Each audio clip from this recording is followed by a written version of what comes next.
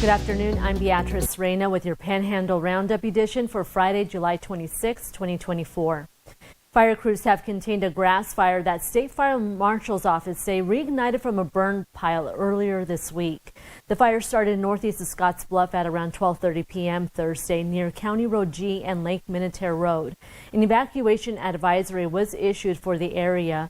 At least 9 different agencies helped put out the fire, which scorched a total of 167 acres.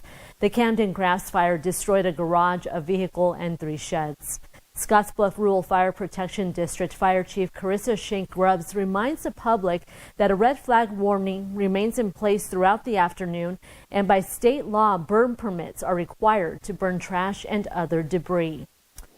A Mitchell man is facing charges after he reportedly fired several shots in the air. Deputies with the sheriff's office were called to a home east of Mitchell Wednesday when the homeowner believed Brandon Brown was trying to get into the house and fired several shots. Brown was found with a handgun nearby and was taken into custody. Officers later found bullet holes in a fence and a vehicle. Brown was booked in the Scottsbluff County Detention Center and faces several charges, including unlawful discharge of a weapon and use of a firearm to commit a felony, among other charges. And a Nebraska Supreme Court ruling found that LB 574, better known as the Let Them Grow and Preborn Child Protection Act, does not violate the state constitution amendment that requires bills to stick to a single subject. That law combines a 12-week abortion restriction along with the limit to gender-affirming health care for minors. The court determined that both fall under the topics of public health and welfare. The ruling comes from an initial lawsuit by the American Civil Liberties Union representing Planned Parenthood. And a Eustis man's iPhone helped save his life after it sent out a crash detection alert when his plane crashed north of Overton. The Dawson County Sheriff's Office responded to the scene shortly after 4 p.m. on Wednesday, and according to law enforcement, Christian Tim was applying chemical to a field for Johnson Lake Flying Service when the crop duster plane struck the power lines and crashed. Tim was transported to Good Samaritan Hospital by Overton Fire and Rescue, and the pilot wasn't injured, but the plane was destroyed in a crash.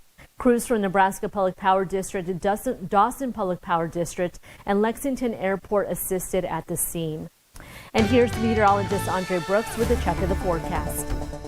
Thank you so much, Beatrice. And we are seeing those mainly crystal clear conditions here across our panhandle at this time, and we do have the potential though of seeing some fire concerns during the day today. In fact, there is a red flag warning remaining in effect through today at 9 p.m. Mountain Daylight Time, so I want you to not burn anything outdoors. Make sure you dispose of those thermal objects properly, and in the event of a fire, please call 911. There has been some fires ongoing here in portions of the panhandle, so this is a lesson to be very, very careful. And throughout the day today, we will see those temperatures going up into the 90s and even into the triple digits in some locations with mainly sunny skies. And once we get into tonight, temperatures will drop down into the 60s, and we will continue to see those dry conditions around here. So Beatrice, I'm here to tell you it looks like conditions are going to remain on the fiery weather side and also on the dry side as well.